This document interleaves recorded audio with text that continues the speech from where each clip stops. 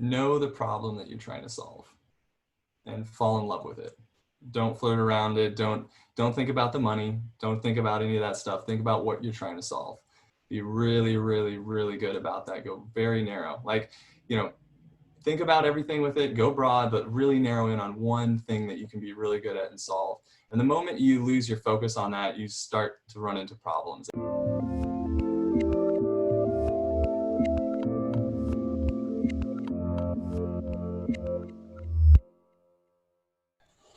Hey everyone, this is Devin Miller here with another episode of the Inventive Journey, and I'm your host, Devin Miller, the serial entrepreneur that's grown several businesses to 7- and 8-figure businesses, as well as the founder and CEO of Miller IP Law, where we help startups and small businesses with their patents and trademarks. And today on the show, we have a couple of great guests, and I think this is the second episode that we've done where we actually have a couple people on. So you guys aren't the first, but you're close to it. But we have Andrew Kennedy and Patrick McWilliams, and they are the founders of Work Entropy. A little bit about at least Andrew. So he was kind of an entrepreneur, had entrepreneur parents, that his parents did their own janitorial service, grew up in the Midwest, and then they moved their family around a lot, came to California where he grew up, and then started everywhere from call center positions over to workforce management, and now data analytics, and now where you're at today. So with that as much of an introduction, welcome to the podcast. Thank you so much. I appreciate you having us on here. Really excited. So I'll let you guys direct a little bit of your journey, but as the typical show goes, we have the Inventive Journey, which is kind of the journey that led up to where you guys are at today with Work Entropy. So maybe if you guys want to fill us in a little bit more on kind of the journey that either one end or both of you are taking to get to where you guys are at today. Yeah, Patrick, since he knows a little bit more about me and we talked, I think maybe you could start with yours and we can fill in some of the blanks. Fair. So I guess the whole, entrepreneurship, running in the family, I guess holds true for me as well too. My dad owned, a couple businesses in music. So I have a profound love for music and karaoke actually.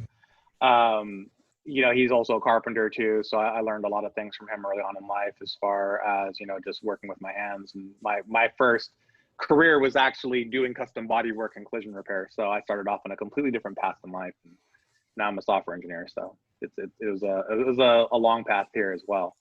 But yeah, I mean, I said, you went from carpenter to then what was it after carpenter? Body mechanic, body work? No, so custom body work and collision repair was actually my first career. I actually decided to get into the family business of carpentry, but that only lasted less than, I think, 6 months, and I ruptured a couple discs in my back, and so it kind of forced me down this other path in life. So it was a good, fortunate accident, I guess, in a sense. All right, so far to take, Patrick and your family was kind of more in the carpentry, and it sounds like, if I remember right, and correct me if I'm Andrew, you were kind of the janitorial, or your family's in the janitorial business? Yeah, there's some more details of that story. It makes it quite interesting. So I'll elaborate on a little bit, not too much. Cut me off if I get too long-winded. But my parents originally met in New Jersey at a church because my mother was the daughter of a pastor, and at the time, my father and grandfather were running a janitorial business in New Jersey. So they'd regularly clean the church, and they actually met there one night, and he fell in love with the family. Happy ending story, so on and so forth. Fast forward, I came into the picture in the late 80s in Nebraska, and we traveled in Iowa, Illinois, until about 13, where I moved to New York. And my father finally got into the corporate world in the late 80s, and that's why we were moving, because he kept getting promoted. He was a terminal manager for a freight company called Consolidated Freightways. So he managed terminals and all the operations and the logistics and the sales and really everything. So it's really funny because he actually left that job and got back into teaching, what he did earlier in his career with academia. And when we moved to New York, he ended up teaching at our private high school we went to, and then substituting at the high school that my brother went to across the street. And then after we graduated, they got back into picking up Ajax was the name of the company, janitorial service. So my mother and father actually, for about 5 to 10 years, I can't remember the exact range, but they actually got back into the cleaning business. So they ended up moving to Florida because my brother relocated there. He was in culinary, so he went to a culinary school there and loved Florida, so they ended up with him. And I didn't want to go with the humidity, so I headed out west to San Diego. And at the time, I was very fortunate because I was working in a call center at Time Warner Cable at the time, and they had the same analyst position in San Diego. So I transplanted across the country, and that's how I ended up on the West Coast. Right. And it really taught me a lot in terms of almost like a gypsy life. In terms, like we've always done different professions and different hobbies and different locations that we've lived. In fact, my first job was in the service industry as a busboy at the Cambridge Hotel, which is in upstate New York, very famous for home of Pie a la Mode. And it's just an interesting way that I journeyed through life to end up as eventually a product manager in Intuit because of my call center and operational experiences to build workforce management tools, interaction analytics, like speech analytics and stuff. So it's really cool to see all of that culminate. So with all of that, so both of you guys have, I would say, you said it, gypsy type journeys, but you went, kind of wove in and out and whatnot between a few different careers, or a few different paths with your family and working with family business. I find it interesting that at least at some point, both of you guys came from family businesses or worked in family businesses for a period of time before striking it out on your own. So how did you guys kind of connect up together, or how did you come up with the idea of Entropy, or what was the path that connected you guys together that led you to where you're at today? I've got to give credit to Patrick on that one. I'll let him tell that story. Yeah, it's interesting how Andrew's path led him to San Diego, and my path actually led me out of San Diego. I was born and raised in San Diego. I recently moved to Sacramento a few years ago for family reasons. I'm a father, and when I was in San Diego, how long ago was that now? Maybe 10 years ago, close to. Andrew started working at Time Warner Cable in the call center. That was kind of a transition period for me. I used to be in IT prior to that job. Then 10, 12 years ago, the IT industry collapsed. I could not find work at all. So I started working at Time Warner Cable as technical support. And Andrew was working there in the ops. And, while I was there, I essentially reinvented my career in software by writing some in-house application. It was really to protect myself. They had no way of the agents to be able to tell how long they were on calls, how many transfers they had. These were all things that you were measured on and you lose your job over. I realized the information was on the computer, and I wrote a quick application so that way I can see those stats live, so that way I knew what I was doing and I could actually not get fired. Andrew, working in ops, dealt with those reports. To figure out what will not get you fired. Yeah, exactly. It and Andrew worked on the side of making those monthly reports, so he saw directly how it impacted everybody, because it became this weird little bootleg application that started getting passed around the call center, because people saw it on my computer and they're like, "What's that?" And I'm like, "Oh, well, I don't want you getting fired," so I gave them a USB with it, and we weren't allowed to have that, obviously. So just everybody started using it, and then all of a sudden management was like, "Where did this come from?" So I owned up to it, and they actually made it an official part of their software. They actually ended up, deploying it to other regions as well too. Ended up increasing productivity like 20% or something. But for me, it was like, I'm not getting fired, so that helps out. Yeah, I have to tell my side of the story because it was awesome, right? So I had recently, so this is in 2012, I moved from upstate New York at the Albany call center, and we had just finished going through massive regionalization. So we started taking Syracuse calls. We are already taking upstate New York. We started taking New York City calls, even some of the Carolinas. They were centralizing all the customer support. Sales started to go to the South. You started to see some of that segregation in terms of the skill in the call center. So I had just gone through all the headaches of reporting and the training, different billing systems. Starting as an agent, going through and using it really helped me in the leadership role to guide and train agents. So when I came out to the West Coast, I was basically in that analyst role, and they were starting the same thing. San Diego was starting to take LA calls. They had a new signature home white glove service, and they were even taking calls from Nebraska, all over the place. So really what it came down to is these call centers were like, hey, if we're the most efficient at taking the calls, we get the volume. So there was this huge push for management on performance and handle time and transfer rates and truck rolls, all these costs, reducing the cost of a cost center. So for me, it was really exciting because like, oh, wow, we're actually able to hit our handle times better. Like we're able to leverage our staff now because now the agents have this direct control of their performance and they're earning more money on their performance bonuses. And as an analyst, it made my capacity planning a lot better. So once we started seeing this, I was like, I need to meet this Patrick guy. And every time it went down, I swear it was like 30-second, 60-second uptick in handle time. Transfer rates would start skyrocketing because the agents had their blinders. They didn't know. They're like, because when you're taking back-to-back calls all day, you don't really keep track of how many calls you've transferred, right? You're like, oh, maybe it was a couple of an hour. But when you have that in front of you, when you have the information, it's very clear to you, like, oh man, I'm at 10% transfer rate already. I better not transfer calls. So maybe I'll really dig in. Maybe my handle time will go up, but I won't transfer for phone calls. So it was just really cool dynamic to see how he applied that. And the morale actually was boosted from the agents. Management liked it. It was really like a win-win-win situation. It's like this pirated program that he was running a script on.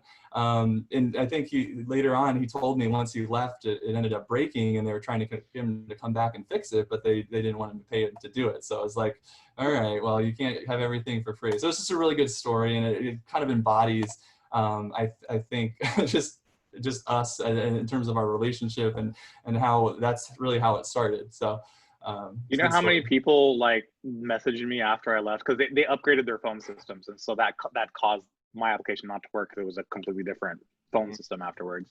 But how many people text me and was like begging me to like come back, help me please, we can't work without it. But it was just a simple little tool that and that's always how it is. Prior to working at Time Warner Cable, when I got into IT, my transition out of working on cars was a similar thing. I worked for a company named Solera, which is actually a very huge company then. I was like the 14th employee at the time though. But there, same thing.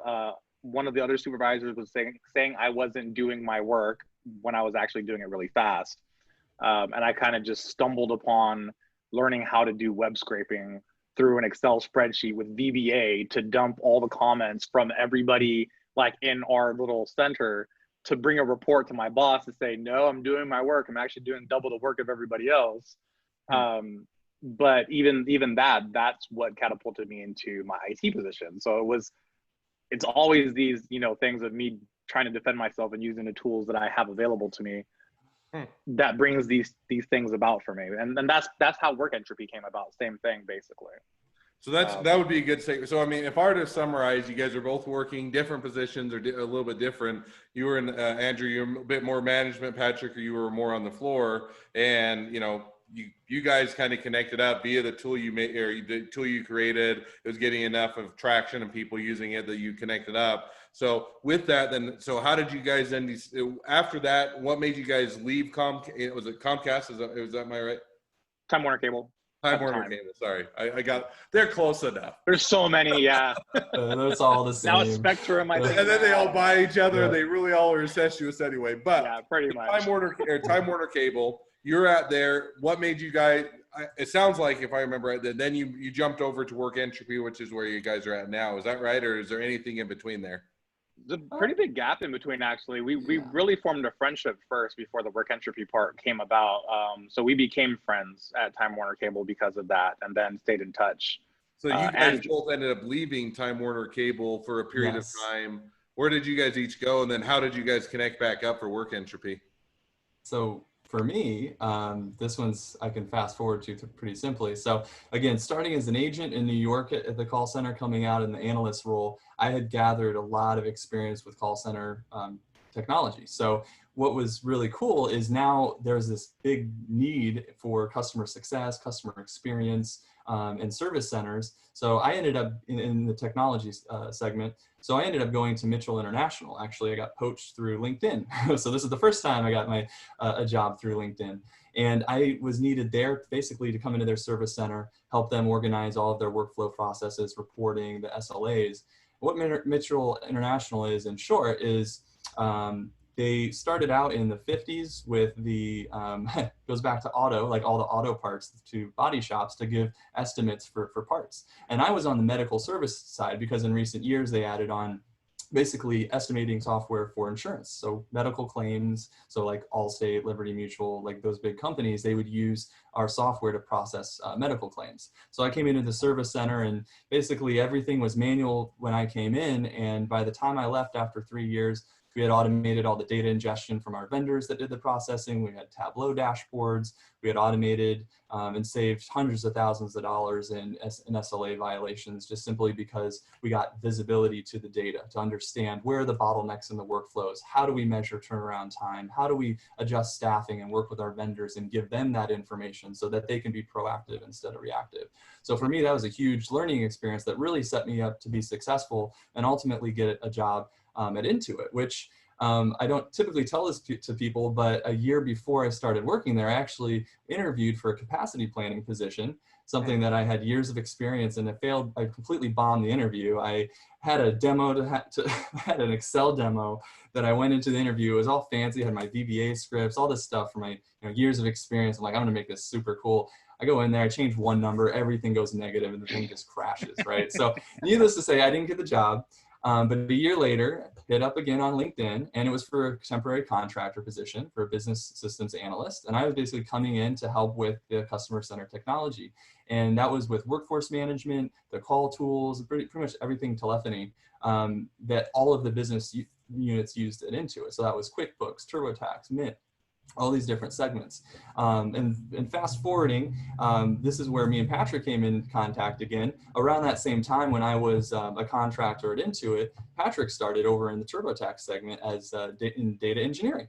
So our paths crossed again out of complete randomness. I think he just messaged me one day. He's like, hey man, I'm working at Intuit. What are you doing? I'm like, you on campus? No, right you now? forget.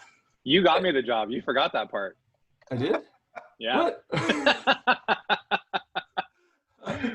Well, I'm not going to take credit for it, even if I did, but okay. That sounds better if I embellish it, right? So anyway, we cross paths again. Cross paths again, message each other on LinkedIn, and then how did that then evolve into work entropy? Yeah. How did you guys, so you guys started to message, started to connect up, and then how did that say, hey, we got an idea for a new startup or a new business, or hey, I've been working on this project on the side, or hey, let's get together to figure out a new company. How did you guys get together or make that connection or decide, okay, we're going to reconnect and get going on this startup? I'll pick that part up. Yeah. Yeah. So one of the interesting parts is of how like paths cross and everything along the way. Just to point out, Andrew was talking about his time at Mitchell, which interestingly, all the executives from the company Solera that I was talking about earlier left from Mitchell to create Solera and is now one of Mitchell's primary competitors. So it's interesting how, especially in San Diego, even as big as San Diego is, this things kind of, ebb and flow as far as this industry even. But yeah, so after I started working at Intuit. Yeah. Me and Andrew, we started hanging out a little bit more, talking more, started working a little more closely there as well too. And one time I was hanging out at his house. I won't go into the details of that story. That's a story for another time, but we started talking about, how do we solve something like homelessness? That's actually something that I have dealt with a few times in my life personally. That time period between being in IT and getting the job at Time Warner Cable, I was actually homeless. Like there was a point in time where I was actually on the streets, like living in a bush. So that job at Time Warner Cable got my life started back up again, basically. So that's a very crucial time in life for me personally. So me and Andrew had this conversation about, that's something that shouldn't exist. That's something that, it really wouldn't require much effort to do, but how do you do that? And the takeaway we have from that conversation really was, that people are a resource or can be a resource, but that the world doesn't view them or allow them to be in certain ways. And so then we left that conversation and we're like, okay, but how do we make people a resource? And we couldn't figure that part out, right? Like, how do you make somebody valuable, but not valuable to the point of where they're exploited, right? And so years went by and we kept that conversation going, and we're like, how do we, solve this? And we keep adding pieces to it through, our own life experiences. And when I moved to Sacramento 3 years ago, it without getting too far into that story, it wasn't by choice. I am a co-parent, and my ex-wife and her husband had to move here, so I had to move here as well too. And the company that I worked for at the time laid me off a week after I moved here, so that put me in a very bad position. So what I had done prior to moving, I was familiar with the gig economy. I was familiar with like Uber, Lyft, Instacart, DoorDash, all these companies. And so I think maybe a year before I moved here and I was familiar with them, I was like, you know what, let me do something about my situation in case I ever get into a situation like I was in years ago when I was actually homeless. Let me make sure that I sign up for these platforms, learn about them, see what they are. So if I ever get into that situation again, I have a backup plan. Instead of trying to job hunt, I can use that as a backup plan to stay afloat. And I knew it wasn't going to make it as easy as having a full-time job, but I knew that it would be better than nothing, and I wanted to learn about it. So the opportunity happened when I moved here and got laid off. And so I started to, I got back onto those apps that I had tried out, and I started doing deliveries with Instacart and Postmates. Grubhub, I think, was another one of them. And I just started really learning about them there, and I started really understanding, how they work and some of the inefficiencies there. And it's not necessarily the platform's problem. It's just a whole ecosystem problem that we started to identify, right? It's part of that is like a lot of people who do these do this work as gig workers or independent contractors, they're used to being employees. They don't know how to be independent contractors. So because of that, there's a lot of slack the platforms have to pick up. And so I started understanding some of the inefficiencies there. So I created a quick proof of concept app for myself, just like I did in the two other times in my past where it, was a career changer for me in IT, when I started my software path. In this case here, I created a quick POC that allowed me to get more information on the jobs that were available, and be able to select more efficient jobs for me. So that way it was more profitable without me just taking any random job and not understanding the cost of it. Because a lot of the problems are just not understanding your costs, your out-of-pocket costs. And so that takes away all of your net, So I created a quick, proof of concept on that. It was actually helping me out. I had kept Andrew in the loop this whole time, and I was like, hey, you know what, this is something that, if we can identify these pain points in the gig economy, that we can really do something positive for all the independent contractors. So that way it's not a thing that people can bridge or to keep them afloat, but actually be full-time work, something that can be profitable for both sides, for the gig workers, for the platforms. They're struggling with profitability as well too. But a lot of that is just kind of waste and excess because of them having to pick up the slack from the independent contractor side. So we're like, how do we create a platform that can do this? And that's really where Work Entropy came from. And Andrew can probably give some of his insight from his side of things. I'm the engineer and he's the business side. So no, and just kind of real quickly, because that's the bulk of the story right there.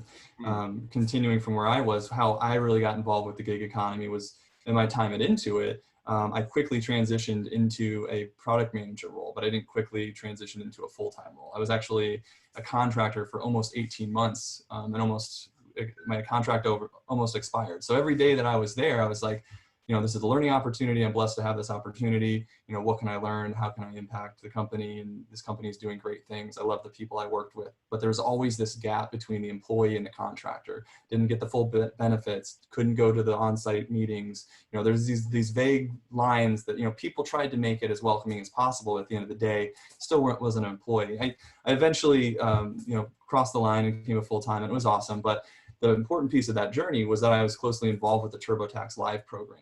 And this was really revolutionary for them, because this is like bringing live CPA tax advice to the consumer as a consumer service. And this really shifted a lot of their business models towards, to the normal SaaS, to really services that they started to provide.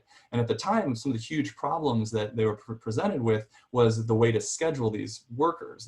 We had to treat them like as employees because we didn't have any other mechanism. So we were hiring them, but we needed to give them the freedom to have a flexible schedule, because they were CPAs, they had their own practices, or they had their own jobs, or they were going to school and they had these really weird hours.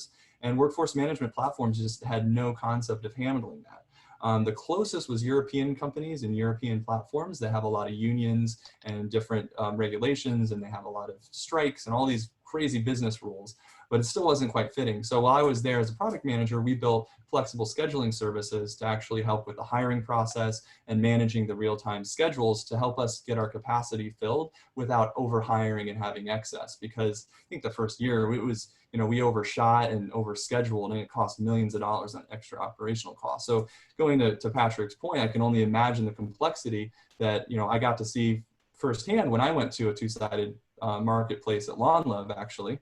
Another story for another time, but I got to see that at the startup level of getting the contractors and getting the consumers and paying the cost of acquisition on both sides. It's very expensive. And in the meanwhile, you have the same services that people can provide every day, but now you have technology to make that easier, but really we're making it more complicated. So with Work Entropy, that's really our goal, is to simplify things and just get us back to the basics. And how do we connect people with a service and help really anyone be their own business and thrive in any economy, whether it's a recession or downturn, or if it's thriving. So if I were to do it, and there are a lot of rabbit holes that we could go down, and unfortunately we don't have time for all the rabbit holes, but maybe what I'll do is, so I think it's an interesting journey, and I think it's interesting kind of be able to hear kind of how the two co-founders are both coming together, how you guys took different paths, how you met each other, how you diverged, how you came back, and now how you guys are working on that. And so I think that and then what you guys are doing to solve the problem. If I avoid all the rabbit holes, what we'll maybe do is jump to, I always ask a couple questions at the end of the podcast when we're kind of reaching towards the end. So maybe what I'll do is I'll split one question for each of you, and you can each answer one of them. So maybe I'll let you guys decide which question you want to answer. But the first question I always ask is, so what was the worst business decision you ever made? The worst business decision. Is that a you or me, Patrick?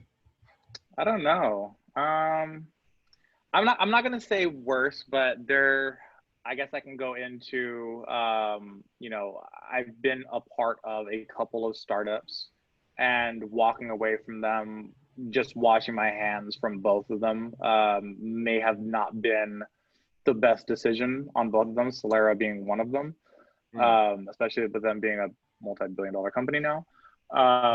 But at the same time, what I learned to get me to where I'm at now came from that. So I think those were also probably very wise decisions in some respects, but definitely kicking myself in the butt on some of them. So. All right. So Patrick took the first question. So now I get to ask Andrew the second question. He's going to get out of it. So now if you're to take, talking to somebody that's just getting into startups, just getting into small businesses, what would be the one piece of advice you'd give them? Know the problem that you're trying to solve and fall in love with it. Don't flirt around it. Don't think about the money. Don't think about any of that stuff. Think about what you're trying to solve. Be really, really, really good about that. Go very narrow. Think about everything with it, go broad, but really narrow in on one thing that you can be really good at and solve. And the moment you lose your focus on that, you start to run into problems. And in my career, that's where I've seen it, and that's where I've learned the most, and that's where my failures have come, which means that's where my lessons have come from. So that's something that we're very focused on here at Work Entropy. We want to solve one problem, and that's to help enable a more prosperous gig economy for everybody. All right. Yeah. Lots of lessons learned. Interesting journey. Never have enough time. Always things I want to talk about through more. But I think it was fun to hear how you guys got to where you're at. Well, if people want to, if they're in the gig economy, they want to, whether it's use your software, invest in you guys, become an employee, just connect up with you guys, or anything across the board. What's the best way to connect with you guys? Patrick?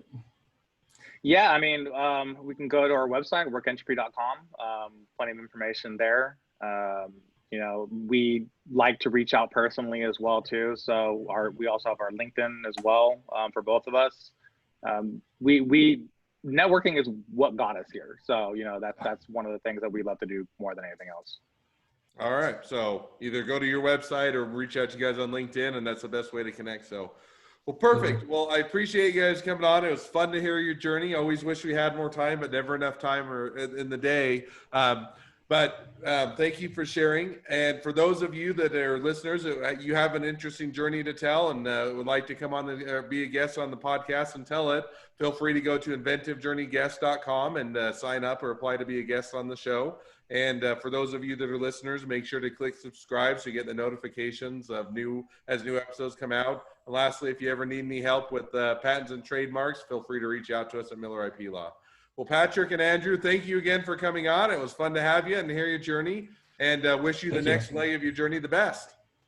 Appreciate it. Thank you Thanks for very having much. us. Appreciate it.